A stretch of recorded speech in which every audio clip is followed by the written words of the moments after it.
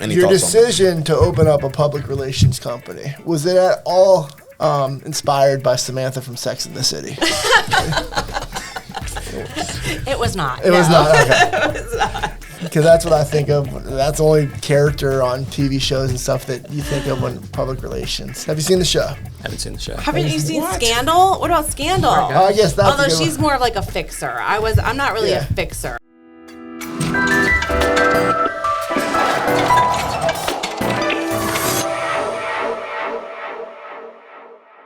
What's up, Sarasota? My name is Felipe Colon, Trey Martell. Mike Whalen. and we're here for another episode of Sarasota SpeaX with our guest today, CEO of 180PR, Candice McElyea. Candice, thanks for joining us today. Thank you so much. I'm really excited to be here.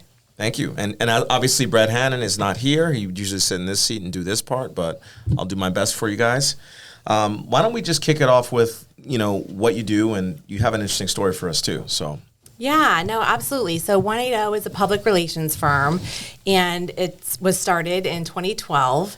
And really, we have a unique model, primarily in that we only do public relations and social media. So we create compelling content for clients, and we promote them. We try to get them on the news. We get them in the newspaper. We get them in magazine articles, and we pitch their stories to journalists. So we don't do marketing. We don't do advertising. All we do is public relations. What are some of the things that marketing and advertisers do that you don't? Like, what is that defining line? Yeah, great question.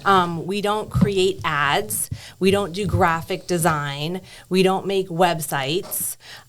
We don't do SEO. Really, all we do is organically get our clients press coverage. And we also manage social media pages for businesses as well. So we're gonna dig into all that in more detail, but we kind of want to go back to something else that's important. Today, we're actually filming on 9/11. We all know what that is. It's a really important day in our country's history, and the reason we bring that up also is because Candice has a particular story based on where she was that day that we thought our viewers would find interesting. You want to go into that a little bit? Yeah, absolutely. Obviously, for everyone around the world and in America, today is kind of a somber day, and it was very unique for me and my colleagues because I was a television news reporter here in Sarasota. I worked for SNN, and at the time, every reporter from Tampa to Fort Myers was gathered at Emma E. Booker Elementary School inside the school, and I was actually in the room where President Bush at the time was reading to a bunch of children, and I had an IFB in my ear, and my producer, the news director at the time, Frank Verdell, he still lives in the area, he was in our ear telling us before the chief of staff actually whispered in President Bush's ear, he was telling us, I think we're going to pull away from you guys for a second. We were doing live shots all day for the president being there. He said, I think we're going to pull away from you because a plane crashed into one of the Twin Towers, but at the time they thought it was a biplane. They didn't really realize the extent of the tragedy. So they pulled away from us, and then when they stopped broadcasting live, we saw the chief of staff whisper in the president's ear. I mean, visibly you could see all of the color just drain from his face. And then as we began to get more details about what's happening, our producers were talking in our ears and telling us. It was a really surreal, unbelievable place to be when that was happening and unfolding. Felipe, were you in New York at the Yeah, time? actually I was, and when I woke up this morning, I got up really early for some reason. I usually don't get up that early, but Sometimes even in the afternoon. well, I don't know about all that, Trey. Someone's got to keep the things running, but no, I got up at like 5, and I usually don't get up that early, but actually I was up that early on 9/11 because that was our primary day. This is when I used to work in politics. I was 19 years old. I was running a piece of a campaign, and we were getting all our volunteers in place for the primary voting to start later that day. So I'll never forget where I was and the older lady who told me that a plane had just hit the World Trade Center. And I also thought it was a biplane because not long before that, a plane had actually hit the World Trade Center. It was this pro baseball player. That's right. Who passed away when he was in a Cessna or something. So I thought it was something like that, and little did I know when I got back to the campaign headquarters, everyone's around the TV. Yeah. Which wasn't working very well, so it was kind of weird. Yeah. Definitely a strange moment to be like in the room too with the president as he's addressing the nation for the very first time from right here in Sarasota. Just really Yeah, a crazy. lot of people don't really know some of the Sarasota connections to right. 9/11. That's kind of one of the big ones. My dad was actually flying in from New York that morning because he used to work up there also. And he saw the plane, I guess, leaving or something like that. Oh wow! But I just get goosebumps. Yeah, it's pretty wild. But that's also germane to your story, you know. So obviously it's 9/11, we all know that, but it's also germane to your story because you do what you do in PR is pretty unique. You do some crisis communications work. We do a lot of crisis communication work. Yeah, And that is kind of the definition of a crisis. Yeah. You know, so yeah. Can you give me an example without going into details, some crisis that you help avert for clients? Yeah, I mean, generally, too, you've all heard the saying that, you know, all PR is good PR, right? I always tell people that that's generally true unless there's a mugshot involved. When there's a mugshot involved, that's definitely a crisis. But from when it comes to a communications perspective, we handle kind of the gamut. So if someone is being accused by someone else of doing something wrong and they are a CEO of a company, or if they're an elected official, that could be a crisis.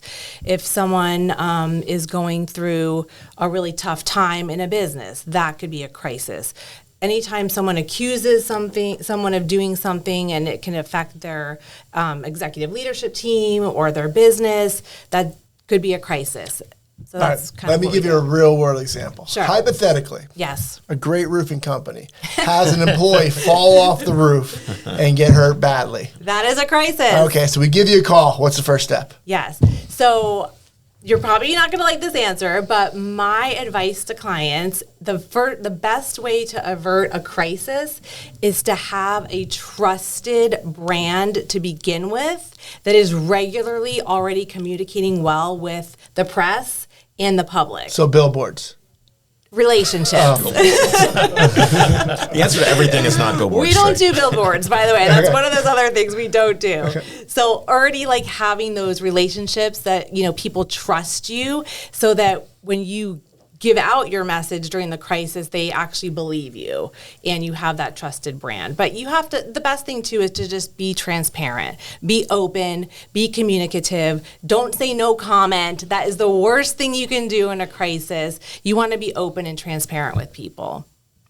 So a lot of what you do is inherently very political, and I know that because I have a lot of friends that, you know, work in the industry. Yes. Can you kind of walk us through how you got there? Yeah. Like, you know, Absolutely. So not very many people remember, but when I was 24, I actually ran for office. That's how I left the television news world. I ran for Congress here in Sarasota against someone that people might not remember nowadays, but you'll probably know the name. I ran against I was trying to run against Katherine Harris. I actually lost in the primary, but it was a crazy process. I was actually recruited by the DCCC, a Democratic group up in Washington, to run against her, but I never made it out of the primary. But anyways, I ran, I lost, and then I wound up endorsing the Republican, Katherine Harris, in the race. So what brought you from running for the Democrats to endorsing a Republican? How did that decision making look like? I learned so much just by running, and I actually met with my Republican opponent during the course of the campaign, had lunch together. We were going to talk about food, right? So everything good happens over food. And we had lunch, and I realized that I actually agreed with a lot of her policy, and she wasn't really what people were making her out to be.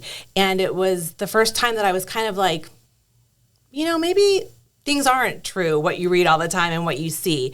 And I was being treated so poorly, in my opinion, by my own party. And I agreed so much with what she was saying. And she was so much more moderate than people made her out to be, that I was like, you know what? I'm just going to go out on a limb and I'm going to endorse her. So kind of a crazy experience. You know, Trey, that's not as uncommon as you would think in terms of, well, let me break down the situation for you. In an area like this, there's a huge registration advantage. So it's very hard for Democrats to get candidates.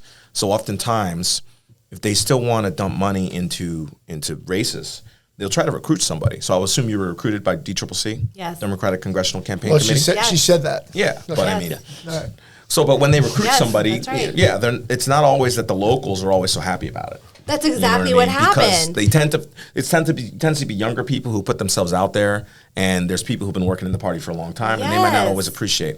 So we didn't talk about this beforehand, and I guess exactly that what just happened. for the record. Yeah, that's exactly what happened. The local people had Mm-hmm. already had their candidate picked out, and so there was this big turmoil. But the DCCC was paying for it. So, yes, that's exactly yeah. right. Yes. Okay. Still Sounds got like it. You politics. do. Still got it. Sounds like there you go, Mike. So so that's not so her story is not that far fetched to me. But kudos to you for having the kind of courage. Well, number one, to put yourself out there to run for anything. I think that's whether you disagree or agree with somebody or not, anybody who puts themselves out for public office, I think we should at least laud that to some degree, right? Yeah. But then also you were able to be kind of the bigger person and know when you had somebody good to endorse Yeah, that you believed in. So it was a learning experience for sure. How do you think that ties into what you're doing today? I mean, I'm sure you learned a lot doing that. How do you think that factors into today? I mean, so much, actually. I learned so much about human nature. I learned about being on the other side of the camera. And I learned about really messaging and talking points and really seeing it from the other side. It was very interesting. And I think it's helped kind of me frame conversations for clients in a more poignant way. Makes sense. What are some of the publications you have strong relationships with as far as magazines and news channels? Yeah, no, absolutely. We regularly talk with all of them, but love the Business Observer here in town. Mark Gordon is a fantastic, editor. Emily Walsh, the whole Walsh family is fantastic.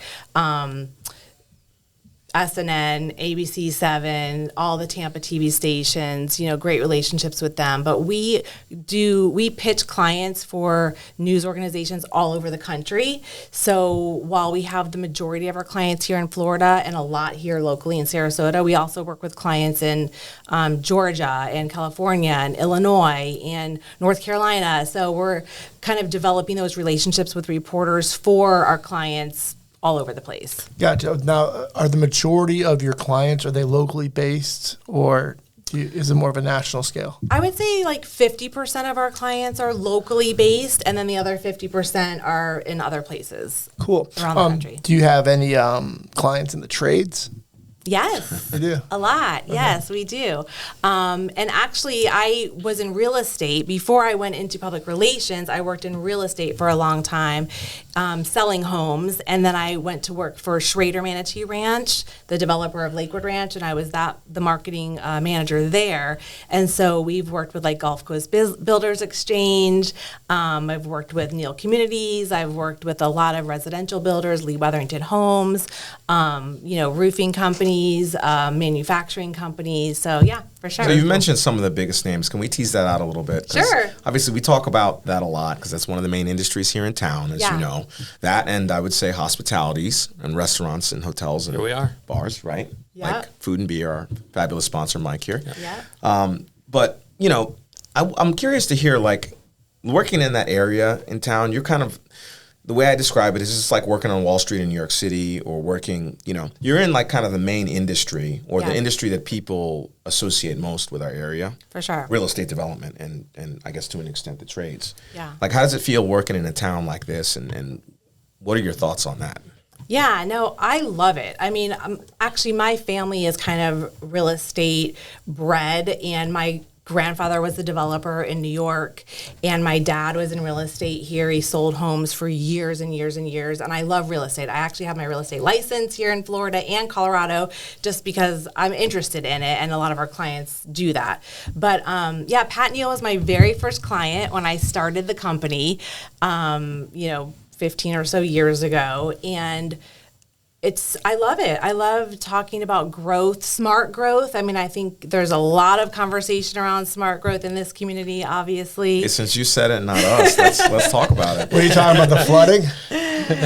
We can talk about the flooding. Well, I have this discussion because, Trey and Brad like to say, very pro-growth on this podcast, which we are, but I try to remind them that when you say it like that, people aren't hearing necessarily what you mean. They're hearing that's a buzzword for unlimited growth, Right. and we don't necessarily always want to say that. No, right? we don't. And honestly, I will, people really should look, there was flooding in Lakewood Ranch too, but people should look at Lakewood Ranch as a great example of planning infrastructure. Like, you have to have the proper infrastructure in place before you start growing. And that's something that, in my opinion, Lakewood Ranch did really well, was put in the roads, put in the sewers, put in all of the infrastructure, the schools, the hospitals. They really were thoughtful about that growth. And I think it's a fine line, because so many people want to move here, but when they get here, they don't want anyone else to come, right? Because they want it to stay the same. But you don't want to overextend your resources either, because look, the flooding was awful. Sewage was being dumped into the Gulf of Mexico. Like, that's terrible. And it's probably somewhat in part to do with, bad planning practices that maybe happened decades ago. But I think it's definitely a conversation that smarter people than me have to have and kind of plan for moving forward. Go ahead, Trey. Obviously Mike is just tunnel vision, because he thinks that the more people that move here, the more chicken wings he can sell and the more beers he can sell. I don't necessarily. So what do you say to that? Has a point, What do you right? say I don't necessarily think that. 100%. Only around my restaurants. You've got a new restaurant going up in Lakewood Ranch. Right? Well, it's not Lakewood Ranch. It's 70 in Lockwood. So Okay, maybe not Lakewood Ranch, but it's within striking distance of Lakewood Ranch. If they wanted to go down State Road 70. Or they could go over that new bridge they're building. Oh, they're building a new bridge? They're building that bridge over I-75 and 40. Oh, yeah. Yep, 43rd. Interesting.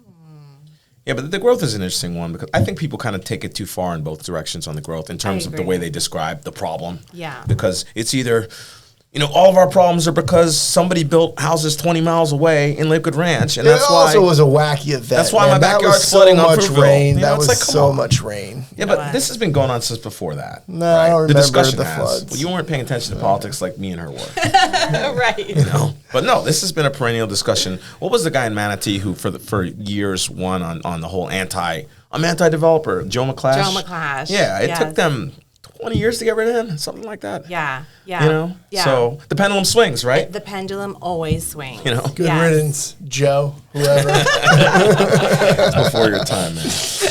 Trey Okay. wants more roofs out there. So you cut your teeth in kind of the main industry here and around town. So I think that makes you actually very uniquely qualified to advise other businesses that are doing business in this climate. People like Mike and people like Trey and other people who need your service, and they're doing it within the context of our larger economy, which is, I think, pretty regional. Yeah. Any Your thoughts on that? decision to open up a public relations company, was it at all inspired by Samantha from Sex and the City?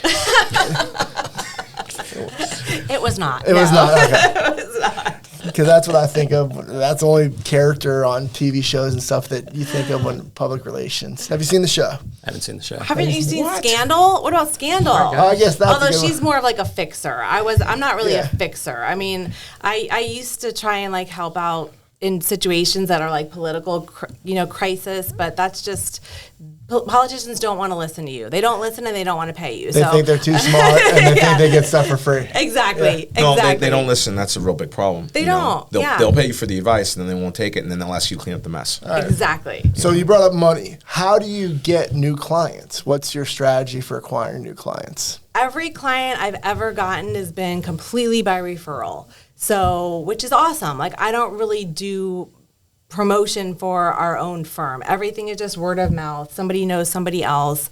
Even with crisis communications, it's just somebody has heard that we've done a good job for someone else, and they'll refer us to a client. So I think that's literally the secret of life, though, is relationships. Like, you have to have relationships with people and talk to people about what their needs are and how you can find common ground. And that's how we've been able to grow the business. Very cool. So, I mean, a lot of it also is you're keeping your existing clients, and you've just been doing it a while, right? Yeah. So you're building on a firm base. Definitely. And that's kind of what I was getting at when I was asking about, you having that real estate and development background. Yeah. I mean, everyone in town is paying attention to that industry because it's often dictating how well we do.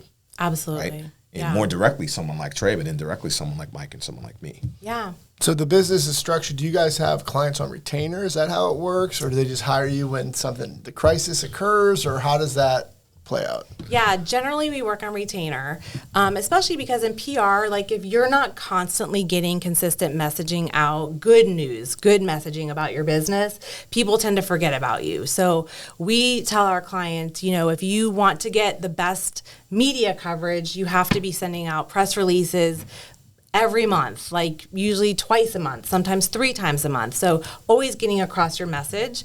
But sometimes a crisis will come up and we'll get a referral for a client that's not on retainer with us, and we'll take that on as like a project. Okay, cool. So I assume you work with other restaurants. Is that accurate? Yes. And what's your strategy specifically for restaurants if you're going to pitch Mike to become a client? Good Yeah. one. I didn't realize I was making like a pitch for the business pitch to you away. guys here. That's right. We'll see if we take it. We got him here. We might as well use him, right? And then we'll do roofing after that. Well, the newspapers are always doing stories about like best place to watch a football game, best place to catch a beer, best hamburger in town, stuff like that. So for our restaurant clients, that's primarily what we do is we'll do press releases about specials that they're running, press releases about giveaways that they're doing, press releases about New menus.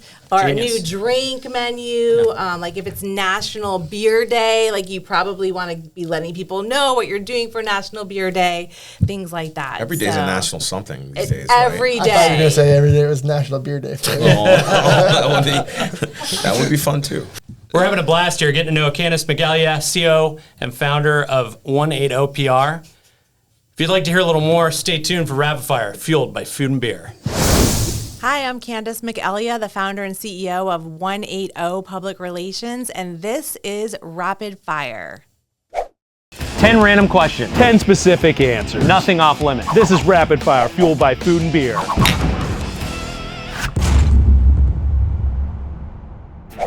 Do you prefer sweet or savory? Savory, absolutely. French fries over ice cream every day. We all loved grape nuts as a kid. What's your favorite cereal? Oh, Lucky Charms. I love me Lucky Charms, they're magically delicious. What's the one thing you can't live without? The beach. Beach, beach, I like the beach. Is it dinner or supper, eh? Dinner.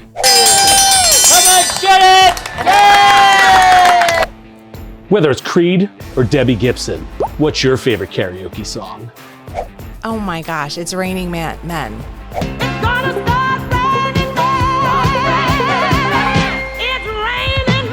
Or I Will Survive. First I was afraid, I was petrified. What's the one thing that absolutely belongs on every hamburger? Oh, Swiss cheese. What's your favorite show to binge watch? Friends. No one told you life was gonna be this way. Everyone's got red flags. What would your warning label be? Warning label. Don't be mean to her kids.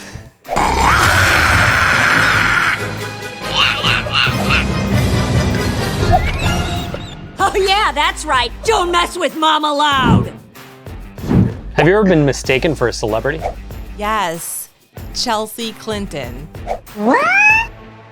I don't see it. Thank you. After, of course, eating food and beer, where's the first place you would take visitors in Sarasota besides the beach? Every time I'm here, even now, and when I lived here, I think everybody needs to walk or run the Ringling Bridge. All right, here's the update. He did it. He tripped once. He did make us run, partially, which was shocking. How do you feel, Trey? Feel healthy.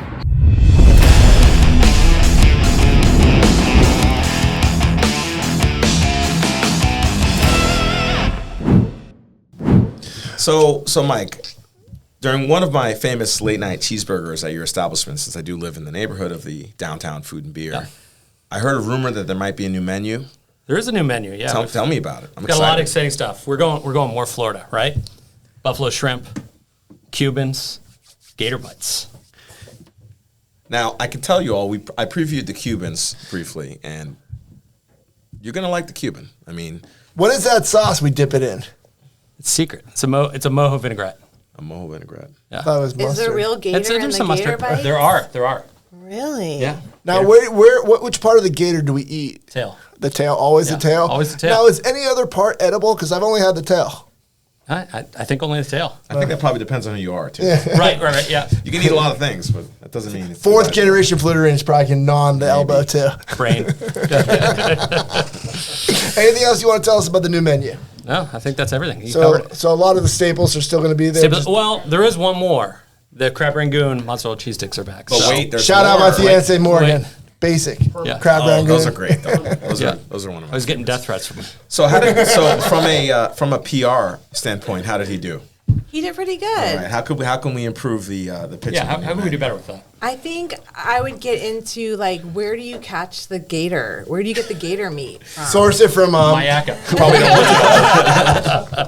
what are the chicken? Free range gators. That's grass what I fed, want grass to fed. know. Right? Yeah, is it organic? It's organics, grass Yes. fed. Guy named Butch catches it on Wednesdays. That's the newsworthy nugget right there, right? Oh, Nugget, I heard that. I see you.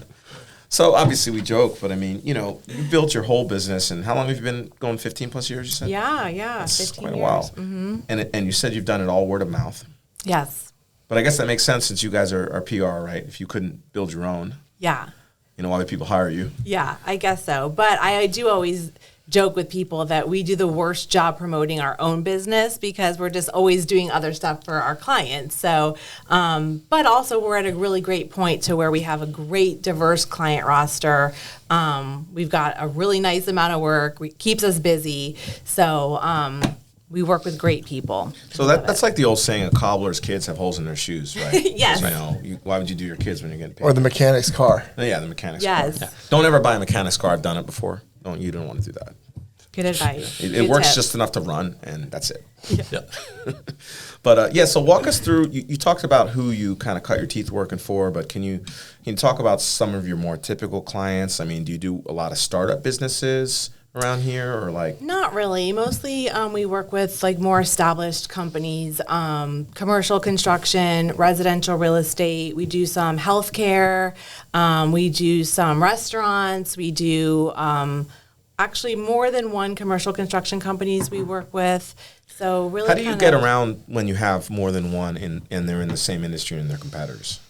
So we usually don't do that unless they're in different geographic locations. So like we work with a commercial construction company in California, and also one in Georgia, and also one here in Sarasota. So, and we'll always kind of leave it open to a client. Like if you want us to do a non-compete and be your only client in this specific niche, we will generally do that. Just Give me a little more cheddar. It just depends on Plus more, right? If you want to kill your competition in the area. I mean, that seems fair, though, right? There's a price for that. Yeah. Money talks, Yeah. wealth whispers. That's Trey's latest quote. That's a good one, right? Where'd you hear that one? The internet. He made it up. Oh, come on. Don't tell him that. So, okay, what are the mechanics like? Because you hear, we're going to send out a press release. Yeah. What does that mean? Do you just like email, or how does that work? So again, back to relationships, it's really all about knowing the right reporter to pitch, the right reporter, like who does that, who covers that industry. Like you don't want to send a crime press release to the food writer, right? You want to like know who covers what. But also we try to work with our clients and know what's going on with them every month. We'll have like usually a monthly meeting and say, okay, like what's going on with your company this month? Did you hire anybody new? Are you doing anything great? What are you doing that's newsworthy? And then we'll write a press release about that. Like you don't want to just write a press release about something that's dumb that no one's going to care about, because then reporters look at you and think, you're dumb. You're feeding me shit. Yes. I'm not taking your next call. Yeah, and they're going to delete it. They get a million emails. So you really have to like find that back to the, I have the gator nugget thing on my mind. Yep. So you find those newsworthy nuggets about your clients, and that's what you pitch. And I think that's why I love what I do, because having seen it on the other side when I was a reporter, I know what's newsworthy and I know what's crap, so it's getting out those great messages and those great stories. And a lot of times it's crafting the story to make it newsworthy, correct? Absolutely. Okay. I mean, everybody has a story. Yeah. Everybody has a unique story. Like, why you started your business, everyone has that. That's why I love what I do too, because I love people's stories. And so it's kind of having that excitement and carrying it over to a journalist so that they want to write about you. Right, so getting to know your clients is like a very major part of your job, because if you don't understand their stories from like the newsworthy point of view, like you said, you can't find those nuggets, you can't package them properly, you can't get them out. Yeah, and to that point, we do a lot of social media management too, and so you really have to know your client's voice because you want that to be conveyed And through authentic, right? Absolutely. Yeah, otherwise, people don't want to hear So it. your social media packages, I assume, what does that look like? What are you giving them? What do you do on the social media pages? So we're managing the page completely. Completely. Yeah, and so we charge people like per platform. Like, are we managing just Facebook for you? Are we managing Facebook, Instagram, X, YouTube? Like, what are we managing for you? That's how we'll figure out what we're charging, but it's complete management of the page. So posting like 5 to 6 times a week, responding back to comments, going on and acting as the client, liking other pages, commenting on other pages. It's some customer service too, because when somebody brings an issue, you want to be able to get it offline, stuff like that. Into the correct department. Yeah. Exactly. But you don't do you post the post, but you don't create the posts as well, or you do? We do. And the content? Yeah. Okay, cool. Yeah. And that's, I think, the most fun part because Yeah, you get to yeah. kind of go out and gather the content and What kind of content do you gather? Like video reels? video reels, news feed content, everything. So like, for example, if we are working with a restaurant client, we'll go out usually once a month and we'll order a bunch of food and we'll take a bunch of pictures of the food and of the drinks being poured. Sometimes we plan influencer events too, Yep. which is really fun. We'll invite a bunch of influencers in that industry out, give them some free stuff and ask them to provide deliverables on Yeah, social media. I actually run the Sarasota Bites page. Oh, that's Yeah, so awesome. I get invited out every once in a while to film and stuff. Very cool. I'm just joking. My fiance runs it. But you're on it a lot. So, I mean, you probably have more experience. I know Trey and Morgan run their social media themselves for their business, but like, do you run your own or do you have people who I have a work- director of marketing. Oh, that so does, you have an that in-house does actually everything person you who just runs described. it. Yep. And we meet and we discuss and we say, okay, let's go after this. She comes with usually a list of stuff. Here's what I'd like to do. Saw this on TikTok. We're going to do a version of this or whatever it So would fun. be. Yeah. Well, picture on the free range gator bites. I just did.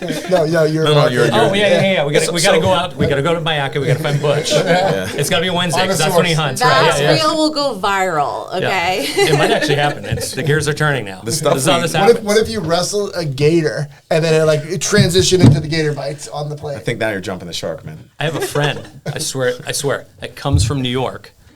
And hires people to kill gators, and he takes the leather back to New York and makes suits. I swear to God. No. Maybe you get a free ride.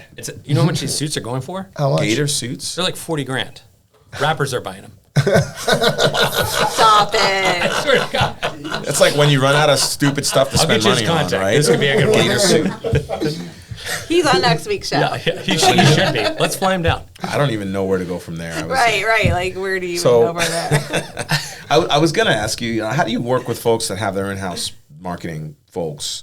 Because you don't do marketing technically, right? You do. Right. You do the social, like you just described, which sounds like a lot of work, by the way. It is a lot Yeah, of work. it's a lot of and work. And the communications generally, part. that's not me. That's Right, my you have a- amazing team. Okay, you have a Yeah, team. I work with a really awesome group of girls that handle the social media part of it. Because I, truth be told, hate Always social all girls? media. Yes, actually. Not coincidence, or- intentionally, but Just curious. Yeah, not intentionally. Don't get all perked up over there. Relax. We've been good grief. Settle down. But most of our clients have like an in-house director of marketing or, vice president of marketing who is our liaison and who kind of directs us and says, okay, this is what we think needs to be happening, this week. This is where we think you want to go. And so that works out really well. Very cool. Yeah. So in terms of when you get these word-of-mouth referrals, are they generally the business owner or is it someone who's like a director of marketing? Both. Or both? Yeah, I'm just- it could be both. Yeah, I mean, we work sometimes we really won't work directly with the CEO usually unless there's a crisis or unless we're promoting them specifically. Generally, we probably work mostly with the directors of marketing. Can you give examples of some, I mean, I don't know what in my business, I can't talk about my clients, but I don't know, is it your business work the same way? Can you give examples of some of the folks you work with who you've gotten to know?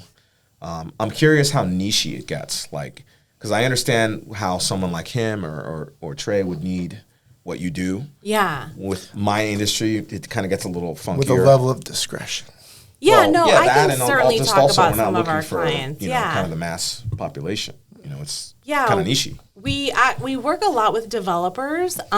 We work with a developer out of Georgia who actually built the Whole Foods on University, the new Whole Foods. And so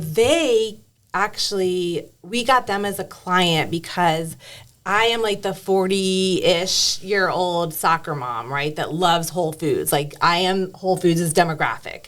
And when they wanted to come to town, there were a lot of people that didn't want them to build it on that parcel. I don't know if you remember, because it was a wetland. It was a wetland, yeah. And this developer was doing a terrible job at communicating why they should bring a Whole Foods in. And I sent an email to them. I tracked them down and I said, I love Whole Foods. I want one to be here in Lakewood Ranch. You're doing a terrible job at messaging. I will literally work for you for free. Please hire me. And at the same time, this developer was in town going out to lunch with Heather Caston, who was at the time the Lakewood Ranch Business Alliance head. And total coincidence, he was asking her, hey, I need a PR person. Do you have one? And she recommended me, like almost at the same time I was sending him an email. So they hired us. We helped them with the messaging about getting this Whole Foods. Obviously, it passed. It went through. And now we work with them on their shopping centers all over the country. Did you recall that email about the free help? Yeah, I did. I did. 3 days free. First 3 days free. Exactly. And now they're like one of our bigger clients, and we've worked with them now for, I don't know, 7 or 8 years, and love them. Love working with them. That's great. Going out and getting it. I like that. Yeah. I wanted that Whole Foods, and now and actually, the reason why there's a Tesla supercharger station in the back of the Whole Foods is because we kind of put them together and brought that supercharger station here. So really, I mean, I should have my own parking spot there. I don't, and I don't even get like the one by the Wawa, right? Yes. Yeah. So do you work with Wawa too? No. That's a great Tesla. account. We put the developer together with Tesla for the charging station. Fantastic. Listen to Felipe trying to belittle your accomplishments. I know, What, you don't have Wawa? I mean, Come on, what are you thinking? seriously, I'm gonna like cry in the corner after this. I just mentioned Wawa because if you haven't noticed, there's a new Wawa that goes up every other month around here. There is. I mean, it seems like there's every time I turn around, there's a new Wawa. I don't can't know. Well, take Wawa, any if you ever credit want to for build on that. the wetlands, Yes, come to me. Wow. So this is a good time to switch gears into our usual sort of Sarasota-based questions. Trey, you want to kick that off? I'm up. All right. I know which question is coming. No, you don't. Can I ask No, you, you don't. how do you feel about roundabouts? I love roundabouts. Before starting the show and doing so much extensive studying on the roundabouts, I wasn't a fan. But the more I think about it, the more I become a fan. Interesting. In fact, I'm hoping one day they can name a roundabout after Sarasota SpeaX. That's how much I love them. But with that said, I mentioned this on the last episode. They were digging up a roundabout right by our house. They knocked our Wi-Fi out. So somebody owes me 7 days of internet. Yeah.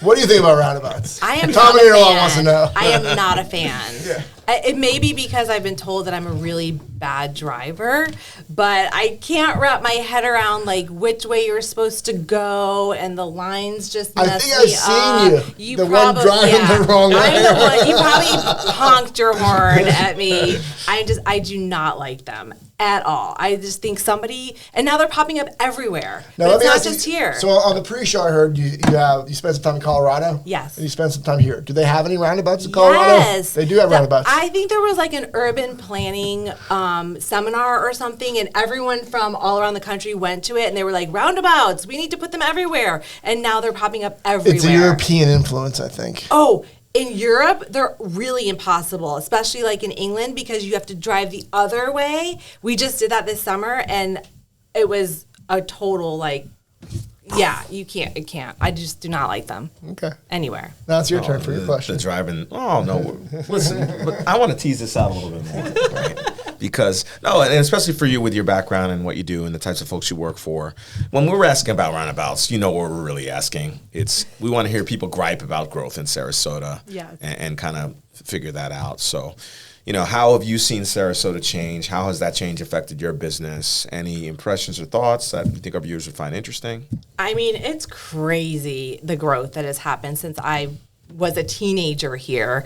We used to party like in the cow pastures, out on Honor Avenue was a dirt road. The university ended there. Yes. Right? It basically ended right there. And we literally would keg party, a keg in the middle of a cow field. That was my high school experience. Felipe went to boarding school, so you have that experience. Listen, I don't know what you're talking about, Trey. This is Riverview, old school Riverview, right?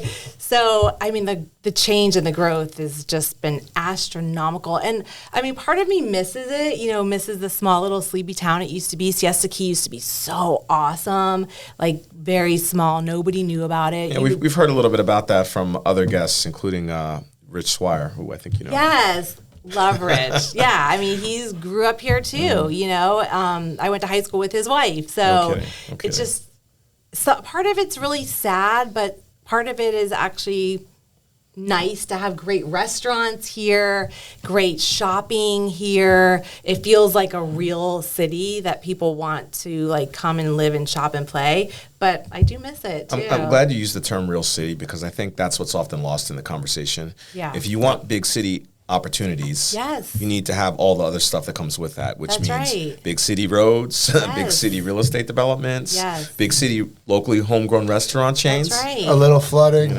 A tiny Maybe bit some of flooding. So, good. No, I'm glad.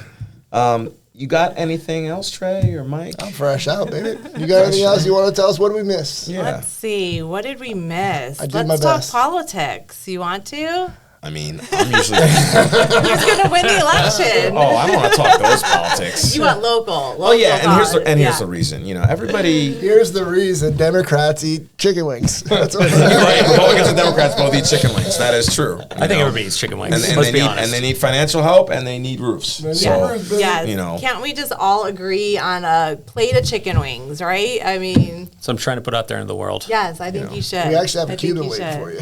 We do. I heard. Yeah, so locally, one of the things I noticed was that a lot of the candidates that were perceived as pro-development did not win in the county commission races, which should be, I think, a little alarming to most people. They were mostly represented by the same couple of consultants. Yeah. I think you know who they are. Yeah. Well, tell the rest of us why don't you? Is it a secret time? It's not. It's, no, say their names. I want to know. But I mean, people won't know their names. Well, what are we doing? We're doing a podcast. They can certainly look it up. But what I think is interesting, like in the latest cycle here locally, is I think people were frustrated by the flooding. I definitely think that was part of it. But I also think that, people tend to discount name recognition, and name recognition is huge when it comes to elections. And so, you're referring mostly to Tom Knight's race. That's a big one. Yeah. Yeah. If you were ever a sheriff in Sarasota and Manatee counties, and then you want to run for something else, spoiler alert, you have a pretty good advantage. But also, unless you did something incredibly one of dumb. the most popular. He was the most popular politician ever in Sarasota. So I think people are really.